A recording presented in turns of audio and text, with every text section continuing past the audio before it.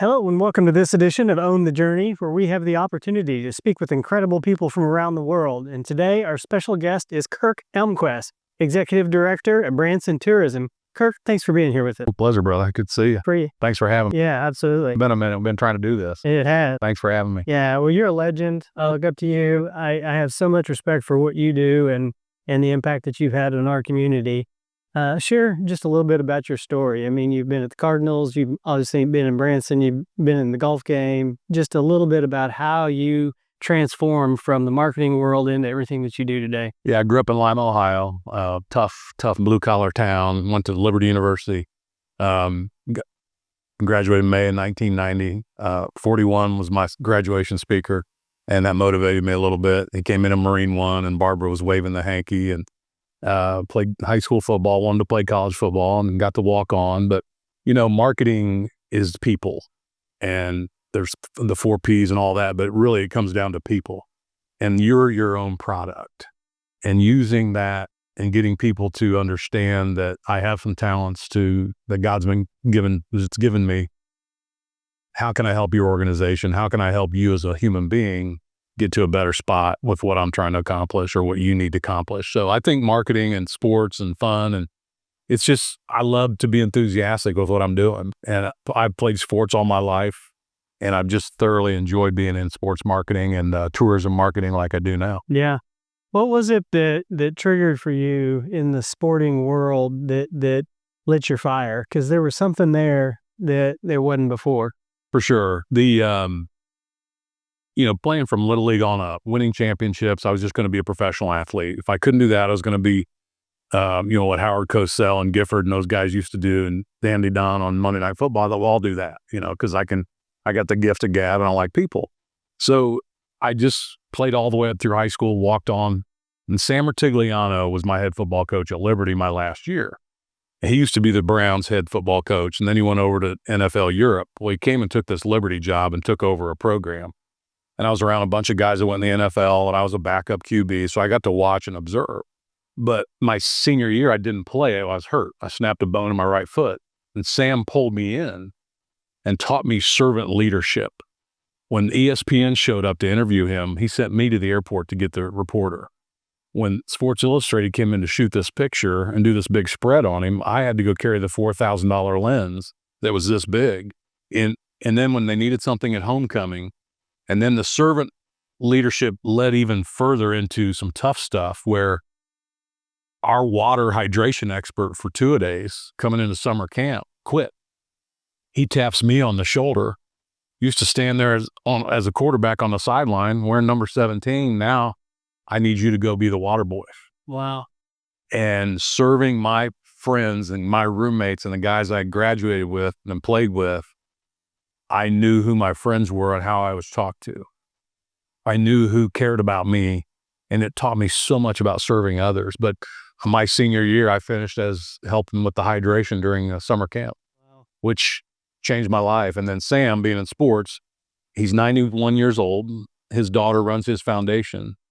He still calls me back to Cleveland in the Browns Stadium when they do a fundraiser, and I MC his events for him. Holy cow. So 35-year relationship. So, and then, getting in with the tourism side, and John Q. Hammond's here in Springfield with Missouri Sports Hall of Fame, the Price Cutter Charity Championship, the Kansas City Golf Classic with the TD Waterhouse. I just started really loving doing sports marketing and being engaged with golf business.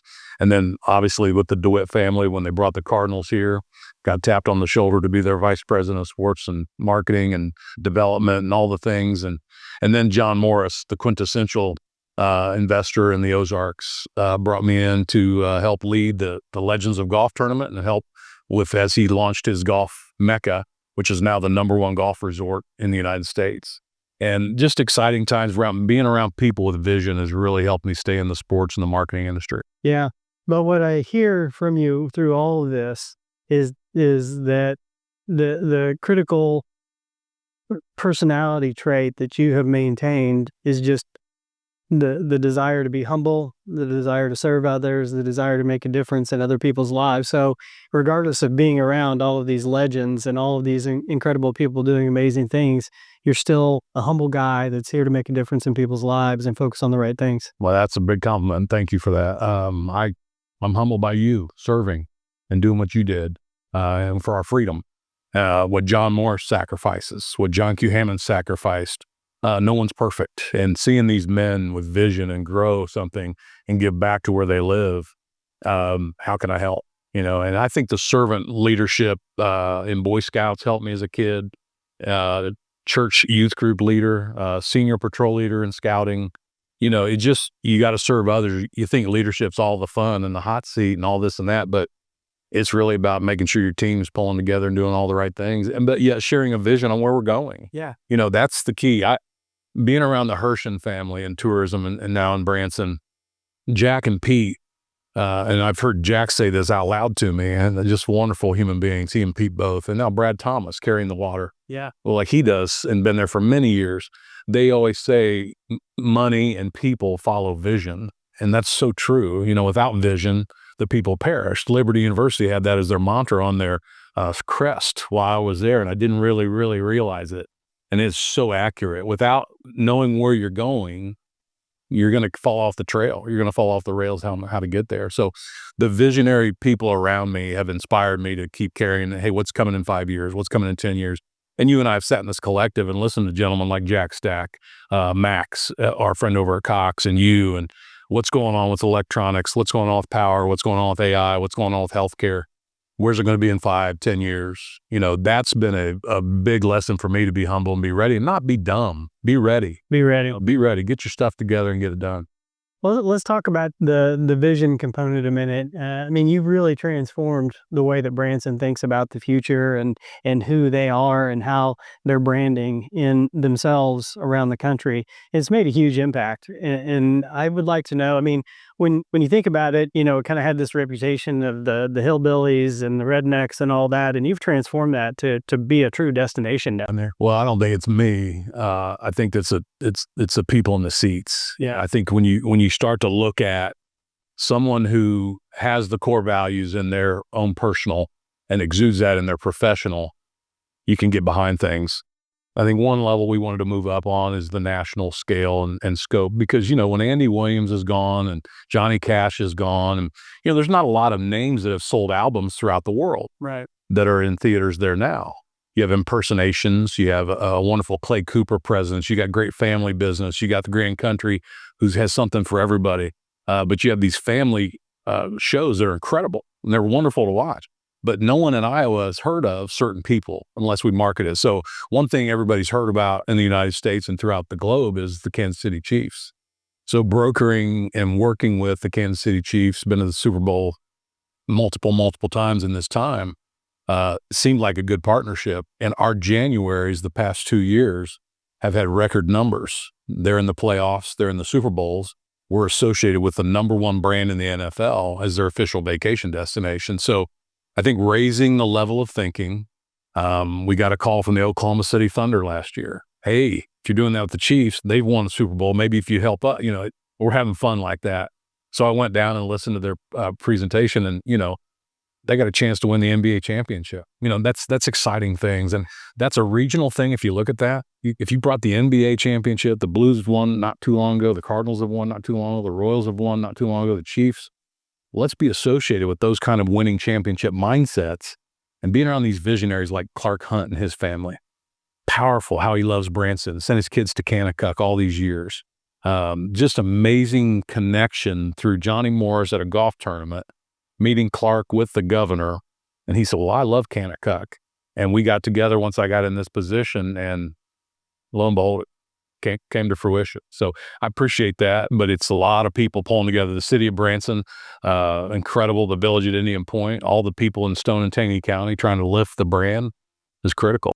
Absolutely. Well, we're seeing some amazing things, and I love what you were talking about as it relates to the regionalism piece of it, because I think it's kind of a gem right here in so many people around the country are beginning to know about it, but didn't really know how amazing it is. My business coach I was talking to the other day, and he works with a couple of people in our area, and he said, "There's something special going on down there. I don't know what it is, but it is a special place." Well, you're dead on. I mean, our area has the number one golf resort in the United States right now. Well, who had it last year? It was Pebble Beach. Whistling Straits has had it. Pinehurst has had it. Bandon Dunes has had it. And now Big Cedar Golf has it. The number one amusement park 3 years in a row is just the county next to them with Silver Dollar City. 3 years in a row, and the best Christmas and all the great things they've done. And then we've got the number one lake in Table Rock Lake sitting in between it. I mean, let's tell the story. The art of marketing is storytelling. Yeah. One of the challenges is getting sometimes people to communicate in our own neighborhood. Yeah.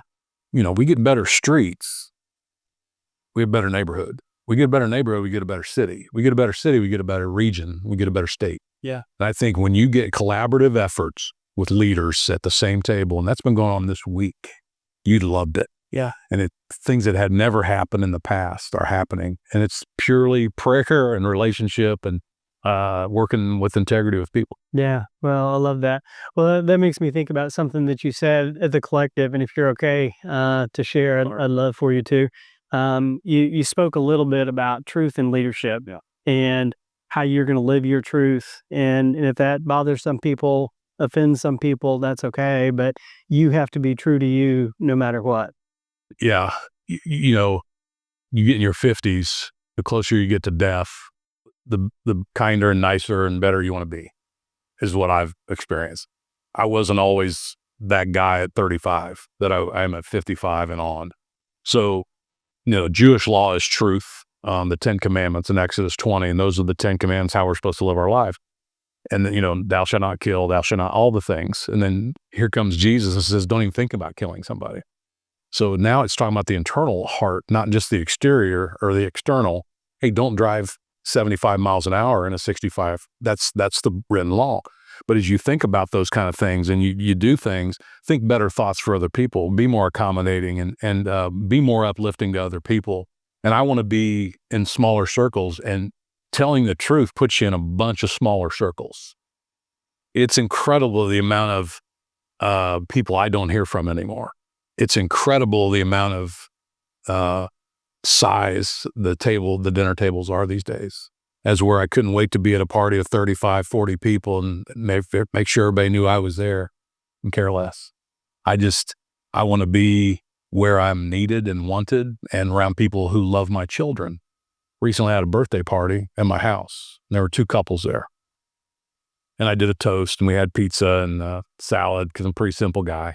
And I said that the people who've loved my children, and if you love my children, you can be around me anytime you want. But if you've neglected or been rude or disrespectful to my children or my wife, I just can't. It's hard for me to be around you to justify that. I don't know that I was always like that. I didn't always listen and hear. But this whole premise of truth is we have 2 ears and one mouth for a reason. And I'm trying to listen twice as much as I speak. And I never learn anything when I'm talking. I've got to hear. I have to learn what you've taught me about AI and doing it right. What you've said, man, this is risky. This is scary. I'm going to jump off this cliff. Who's coming with me? We're all behind you, but you're the one leading.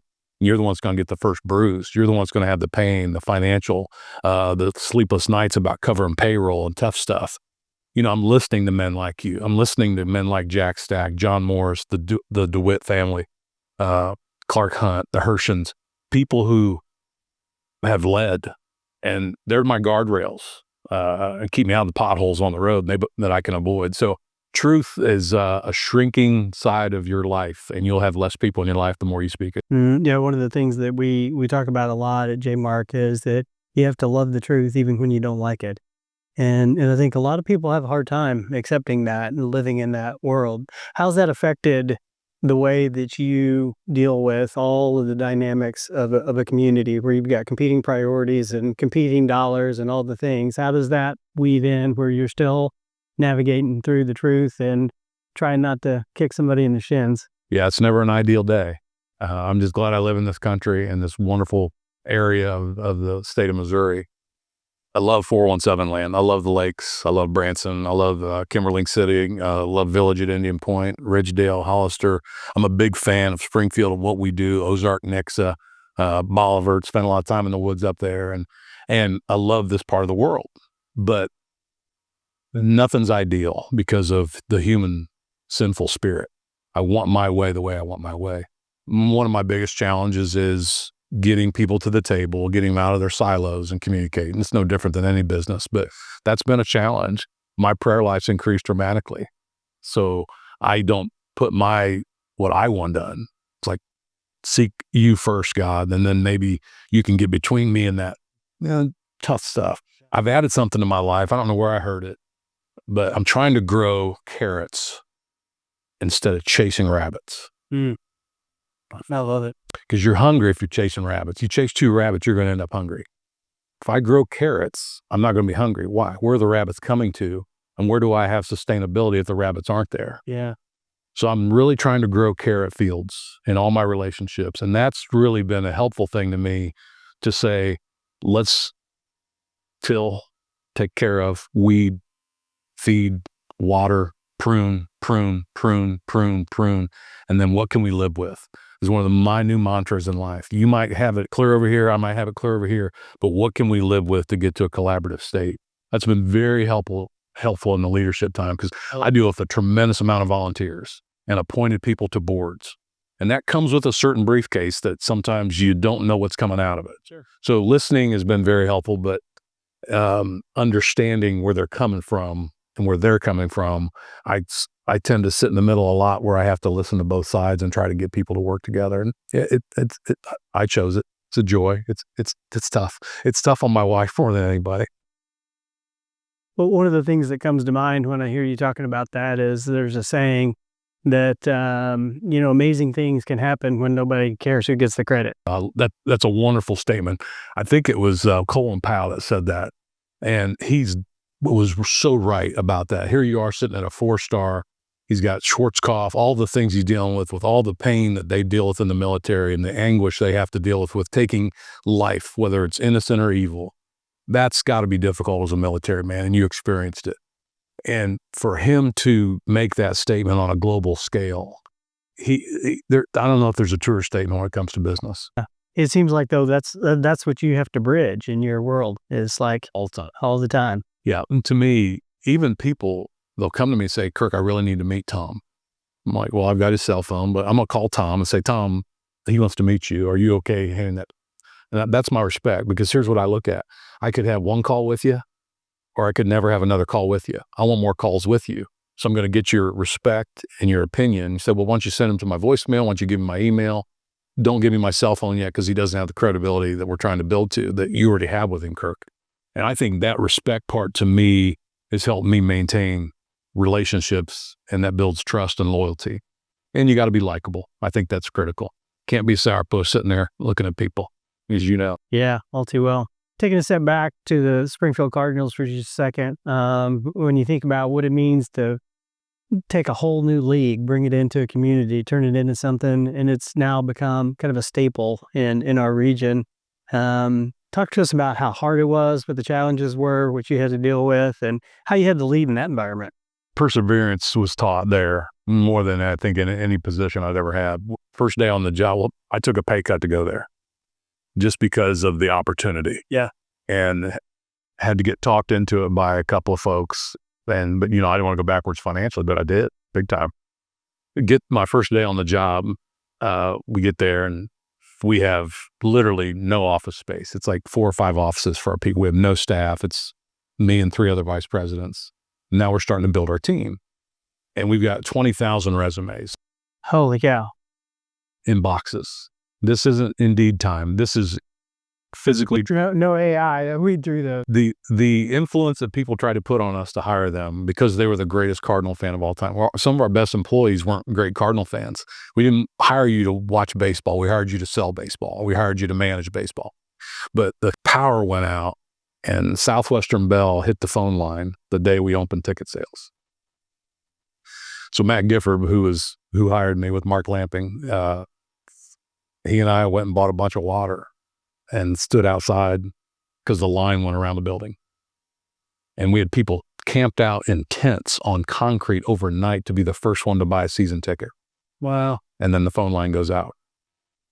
So you're going to have adversity. Yeah. And how do you react? Well, they were still out there. So I ran up to Krispy Kreme and we bought dozens of donuts and handed them out. And we brought coffee back.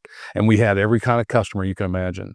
The entitled, the humbled, the ones who couldn't afford it but were doing it anyway, the ones who loved their Cardinals and had stories about Lou Brock and Stan Musial from their childhood. But the very difficult times, many, many late hours, some 20-hour days, some training for new staff, dealing with ushers that were retired teachers some are still there. That makes me feel good. I think one of the best gifts that I've received and blessings out of that is Dan Ryder is the general manager. Yeah, and he's awesome. I never got permission to hire him. He was the last one in my office and showed me a VHS tape of what he did at Busch Stadium on some little internship thing you want on the TV or radio. And I had a $20,000 line item in one of my advertising budgets. And I thought, I'm going to give that to him. He sold more tickets than anybody in the history of that organization. One of the most proud moments of my life was when Dan Ryder came on board, and now to see Dan Ryder and his wonderful wife and his two boys grow this thing. And he's a quintessential manager of fun. He really is. He gets it done. So a lot of pain. But winning a World Series, running a Texas League All-Star game here, creating logos, selling sponsorships, selling suites, building relationships, brokering large, massive deals, having Cox and Mercy in the same building wasn't an easy feat. Dealing with, car companies that were competitors, that everybody loved the Cardinals. That was our neutral. So we had the opportunity to build some good bridges and find out, and it really taught me then, what can you live with? And that was a good thing for us. But yeah, learned an awful lot, but still have those relationships today. Yeah, well, a lot of public-private had to come together in order to make that happen as well. I mean, the dynamics and the politics associated with all of those things are a bit of a nightmare. Oh, I mean, I could tell you some stories, but not on this camera, I can tell you. So let's talk just a little bit about your morning routine and how that sets you up for success. I mean, all the chaos of the world, the different dynamics and the personalities you have to deal with. I know from my own experience, if I don't have a morning routine that grounds me, that gets me prepared, that gets me in the right mindset, my day is going to be shot. Yeah, it's absolutely paramount to start right. Yeah. And when you start not right, you pick it up about 11 o'clock. Okay. And you're like, what's going on? Just revert back 5 hours. Yeah. 5 a.m. alarm goes off. Pull the CPAP mask off my face because I do love my sleep apnea time. Saved my life, that machine, I tell you. But I'm sleeping better than I've ever slept in my life. Yeah, it's easy stuff. And I'm very compliant about it because I want to live longer. I like my people. We walk 2 to 3 miles, depending on the weather, depending on who's in pain or who has to leave early, and Krisha and I, and we talk a little bit. She talks more than I do. And then I come home and I'll make a cup of coffee, and then I sit down with a book called Jesus Calling. And it's a daily 365-day-a-year thing written by Sarah Young on spiritual things, and then usually has 2 or 3 Bible verses at the bottom. And then I take a picture of that and I text it to everybody in my family.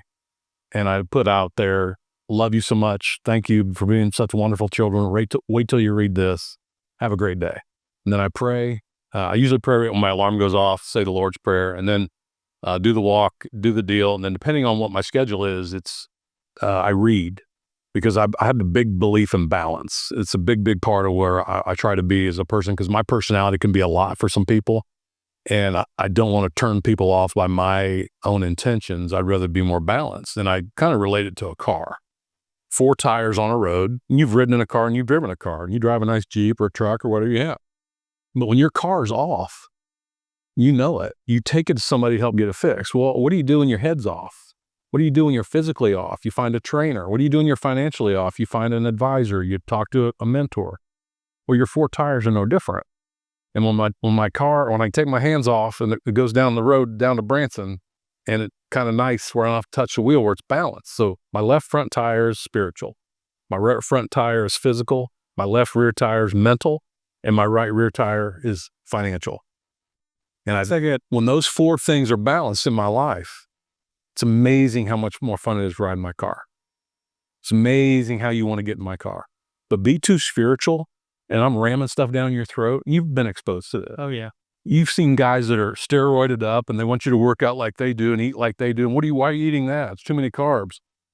Your tire's too inflated. The rest of your car falls in the ditch. That's right.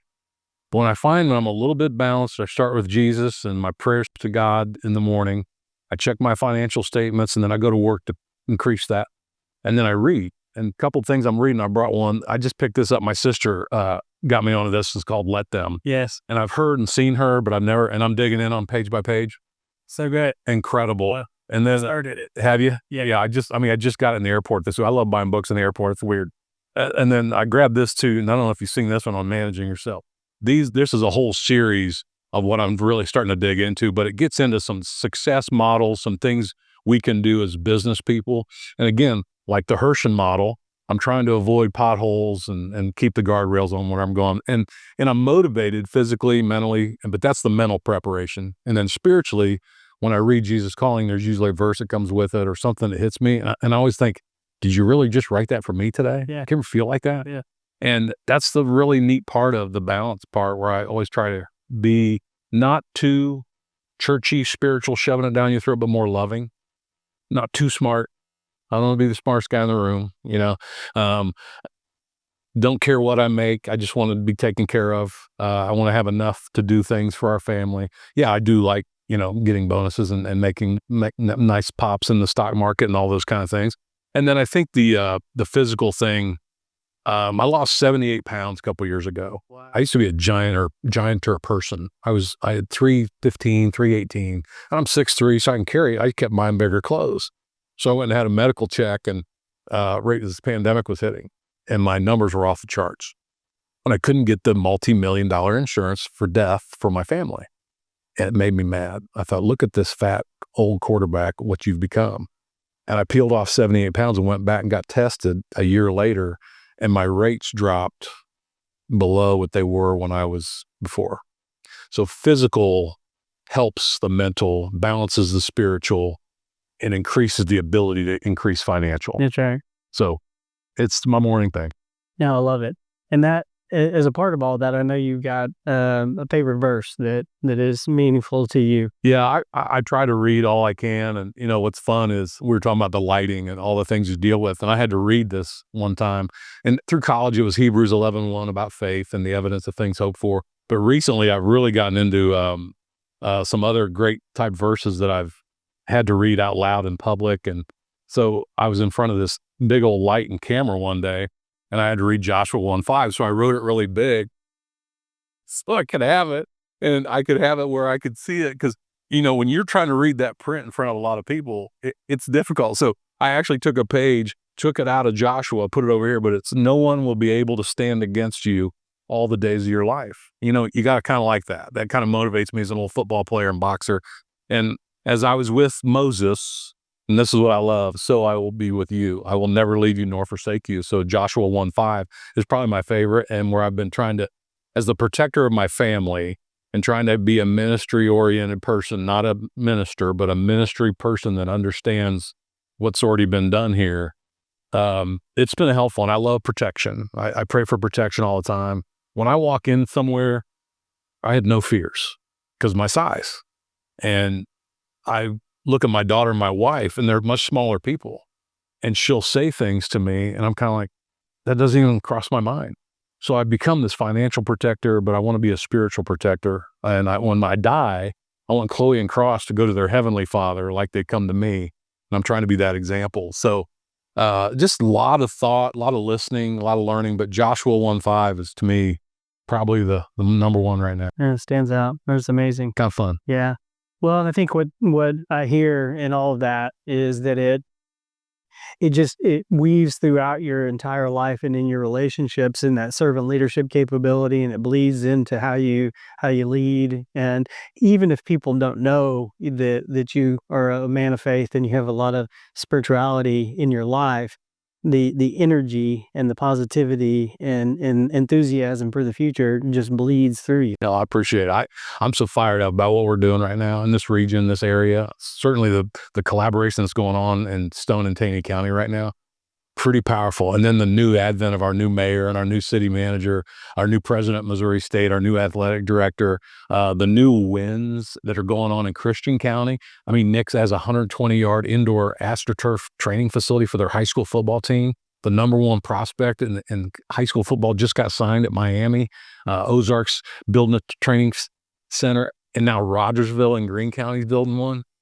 Republic's probably on their board somewhere. Missouri State doesn't have an indoor training facility, and our high schools around us do. So here's motivation, here's vision. What's the $100 million vision for the growth of the TV market to have Missouri State lead us regionally?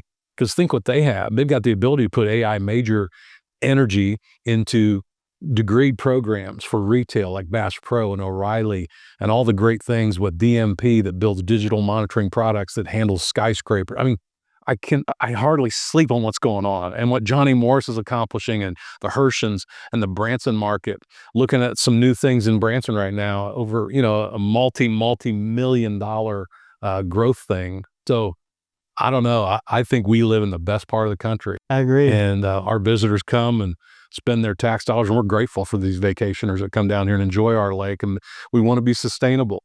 We don't want conservation to get left out. Right. We have to take care of that lake. We got to take care of our roads and our streams and we all live downstream, as Johnny Morris has on his letterhead for years at Bass Pro. And we have to be sustainable and take care of what God's given us, because it's a beautiful part of the world we live in. Yeah. I love that. We all live downstream. That's pretty amazing. When you think about the lessons that you had to navigate through Legends of Golf, Wow. I mean, you're talking about big egos. You're talking about, overcoming massive obstacles and people saying it's not going to work. It can't be done. Yeah, I learned a lot. I mean, I think the nicest compliment that was paid to me from Jeannie, John's wife, she said, a couple weeks into the job, she said, "You get him, don't you?" And I said, "Well, I'm trying every day." And she goes, "You're doing the right things, Kirk." And that felt good, because she referred me to John. And that's how I got the interview to be his tournament director. But this is a busy man. Yes. With a gigantic vision. Yeah. And my first couple of meetings, I was creating more busy, and that's not why he hired me. And then people call me all the time, "Can you get him to donate a boat?" I don't think he hired me to run his golf tournament to give away his free boats. Yeah. That's not why I'm here. So build another relationship, because that's not why he hired me. He hired me to create revenue, manage the golf tournament, and work with the teams and Tracker, Bass Pro, Big Cedar Lodge, and that entire team at Thunder Ridge and all the things. But choice was very critical. And I learned something very valuable from him in that time. If someone has a vision and the dollars to back it up, shut your mouth and listen and help create the vision. And one of the best lessons was on number 9 at Top of the Rock. That's where we always finished for the Sunday round on TV. And that was our 18s, because they played it twice. So he comes in on a Wednesday from where he was, and this is right after the pro-am, and he goes, "I want to put a bleacher set right there." I was like, "Okay." So we got the bleacher guys there and a couple other guys, and they set it up. So literally the next morning, we get called back out there, and he goes, "Well, why'd you face it towards the green?" And I kind of looked around at everybody, because I never know if he's joking. I mean, he's just got this fun personality. I said, "Well, which way would you like it, John?" He said, "Well, point it at the lake." So we had number 8 here, number 9 here, which served as 17 and 18, the finishing holes. This large bleacher deck here. And we put this one here, and we got it facing the 18th green to watch the final putt. He said, "Turn it and face the lake so they can see that one, the lake, and that one." Because, golf, you're not staring at the same green all the time. It just takes time to get people through. Yeah. And it cost money to do what we did, but his vision was, let's create the best experience and the best seat in the house by having them look at the most beautiful thing we have here in the Ozarks, which is the lake. And it just changed my entire perspective about how I look at things. You don't see everything that you think. Let's get some other people. And then his vision is like no one I've ever been around. I've worked for men like him with the Cardinals, John Q. Hammonds, many people that I work with in Branson now, but nobody like John Morris. His attention to detail and his passion and love for conservation, and I think experience, I would add to that. He wants you to have the very best visual experience and have fun. He always says, hey, have a happy day. And I try to have happy days, and he changed my life a lot, and still good buddies to this day. He sent me a happy Father's Day note this week, and Creasy goes, I love that you guys still talk. And I'm like, I'd still work there if that tournament was still going on. Yeah. So good stuff. Yeah. What lessons did you learn? I mean, when you think about Johnny Morris, and, there's a lot of people that are just kind of enamored at the whole idea of interacting with him, but he knows balance. He has fun.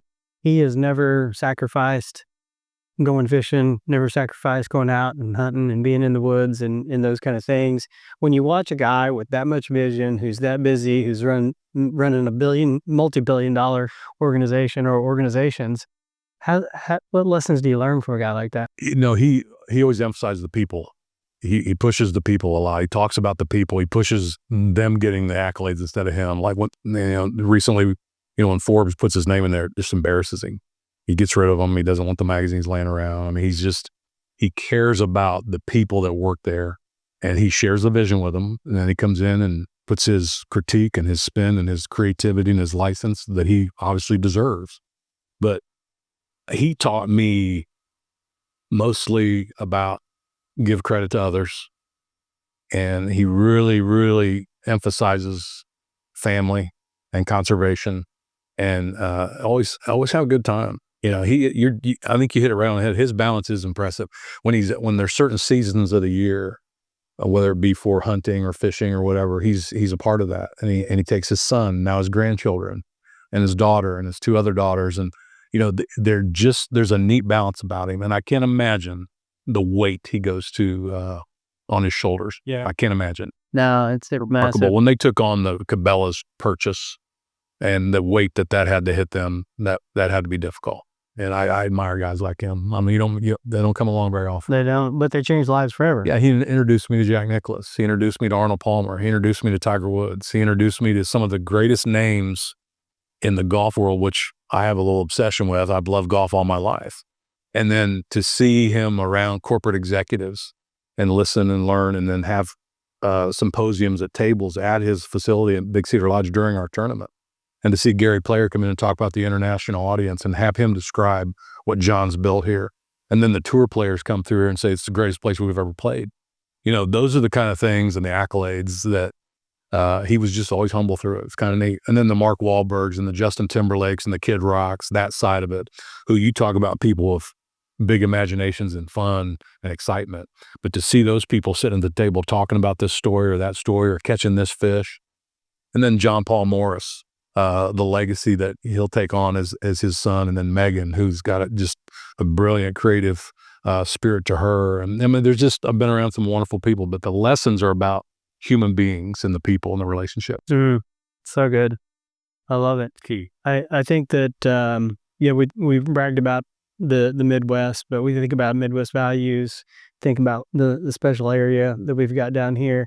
But I think that sense of servant leadership, that sense of serving others and making a difference, but maintaining all the gifts that we've been given, I think that it's pretty magnificent. It is. Keep your ears open.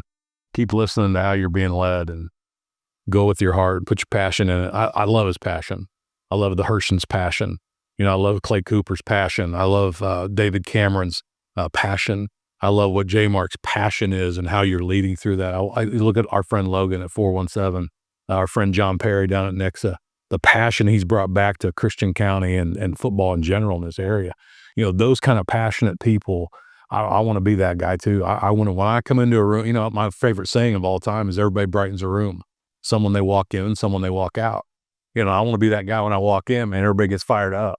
That's one of my favorites. So what are you thinking about next with Branson tourism and that whole world? What's on the horizon? Well, it's we're missing a couple of months of low tax collection for tourism and business sustainability. So they're working on plans for an indoor basketball arena that would create national tournaments to come in. But, you go to Atlanta or you go to Phoenix or you go to Kansas City, you don't have the roller coasters, you don't have the lake, you don't have the entertainment and the family environment that you have in Branson, Missouri. So Branson's really getting behind this. It's a $70 million complex. They'll put it in a kind of a new village and bring business around it. I think when we look at things like that, to shore up a January, a February, when travel is a little slower and a little lower, because you just come off this wonderful Christmas time, and then boom, January 7th, Christmas kind of shuts or closes up in Branson around that time. Those are Mountain Christmas. And then you move into this January, February lull. Well, we really don't get a pop until spring break again. So what can we do in there to bring in basketball, bring in volleyball, bring in dance, bring in archery tournaments? Let's bring in quilt events. Let's bring in car shows, whatever it would be. Yeah. I love it.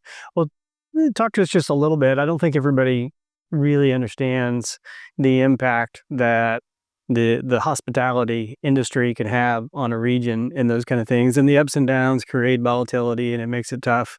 But it really does make a big difference in jobs, the economic impact, everything. Well, that's the nerdy part of me that you and I, we like numbers, and numbers tell the story. And we are 22% of the tourism in the state of Missouri. Wow. Our CVB budget, which is what's called the Convention and Visitors Bureau, ours is called Explore Branson. That's the outward marketing arm that's housed in the Chamber of Commerce building. So perspective is probably Chamber of Commerce is local business. CVB is external business coming to visit. Does that make sense? Yep. That budget's $14 million. Wow. Springfield's is $4 million. So tourism is our industry. Yeah. It is everything that lifts that place. Live music shows, attractions, museums, outdoor, golf, fishing, all the things that go on with that. And then amusement parks, they're not open 12 months a year. Right. Because we have snow. We have certain seasons. And then how do you fill the employment window when you have a population of 10,000, 12,000 people there? So where do they come from? So we have a bridge program with the United States that brings in students that are in hospitality in other countries to come in and work in our industry. Well, if those things get cut, that impacts our employment opportunity. Well, then where do you house them? Silver Dollar City came forward and they brought this group in that builds student housing called International Residence and Housing Program. And they put up 300 beds. Wow. And then here comes Big Cedar Lodge. They put up 600. So they're ready for people to come and work in the hospitality industry. But you hit it right on the head. We're not in the tourism business as much as the hospitality business. That's right. And I think the intricate detail that we try to pay to our visitor about who they are, what they are, say they've got a Navy Vietnam hat on, or they have the Army hat on, or they've got this hat on, or they've got a faith hat on, or they have they got 10 kids in 2 different vans getting out. Let's find out what makes them happy. Let's create a warm, hospitable environment, which makes them want to repeat memories there and come back. Yeah. And the more attention we pay to that as an industry, as a community, as an American, that can only shed good light going down the road. I used to, when we were talking to our Legends of Golf people, we have 600 volunteers in a room. And I'd say if somebody's in traffic and they've got an Iowa plate or a Texas plate, give them some grace, because we had no wayfinding at the time when we first started. But once people know where to park and where to go, they move along a little better. But you live down there, you're sitting in that, you're kind of like, you're supposed to turn here. You know all these things. Let's be a little more kind. Let's be a little more hospitable, and let's show that genuine hospitality to people. And it doesn't matter what industry we're in, Tom. I mean, we've got to be that way. Our culture has to be hospitality and paying attention to it dramatically. I think it's critical to all business. Yeah. Well, I hear that. I mean, we're really in the experience business. We're in the memory business. It's about giving people, that special moment where it's like, you remember when I was a kid? That's quite the special thing. Yeah, you and I do it right now. I mean, I can go right back to playing in a Little League game, going to Gatlinburg, going to Cedar Point, or going to Silver Dollar City, or going to my first baseball game at Riverfront Stadium, Cincinnati Reds, and Pete Rose is playing, or going to my first game in Cleveland against the Kansas City Royals, and George Brett was a rookie. I can tell you when that happened in July 2nd, 78 or whatever year that was. It was 8, 9, 10 years old. And now coming to Busch Stadium and coming to Springfield Cardinals, I can tell you the day when Pujols hit that home run down there, creating those memories that are repeatable. not a bad move or something to get behind. Yeah. Yeah. I love it. When you take a step back and you think about what you want to leave behind, I mean, you're a man that leaves a wake, and I love it because it's a good wake. Yeah, I appreciate it. Um, what do you want people to think about? What do you want people to remember? What's the legend? Well, I think some of it precedes me, excitement, enthusiasm. I'm never in a boring scenario. People say, man, he's fired up. He's all fired up about something. And somebody told me this in 1990 when I was interviewing for my first job in St. Louis selling advertising. She said to me, I just left Chick-fil-A's office in Atlanta, Georgia, and I turned down a franchise in Dallas because my girlfriend lived in St. Louis. And I got to this interview and she owned this company and she said, are you good at selling things? And I said, well, it just depends on the product. And she looked at me and she goes, you need to change your attitude right now about that. And I'm kind of like, and she's about this big, Ann Kelly, I'll never forget her as long as I live. She goes, you put it in my hand, I can sell it. And I thought, that's where I want to be. I want to have the enthusiasm about what's in my hand or what's my vision forward, where people remember that I was sold on what I was doing. I was excited about it.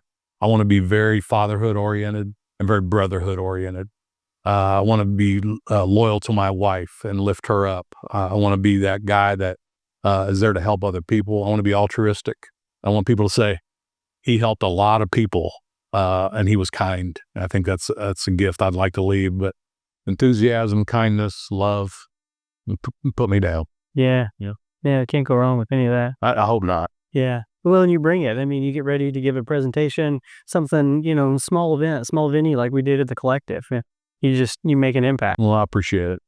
I think if I'm sitting in that seat, I don't want to be bored.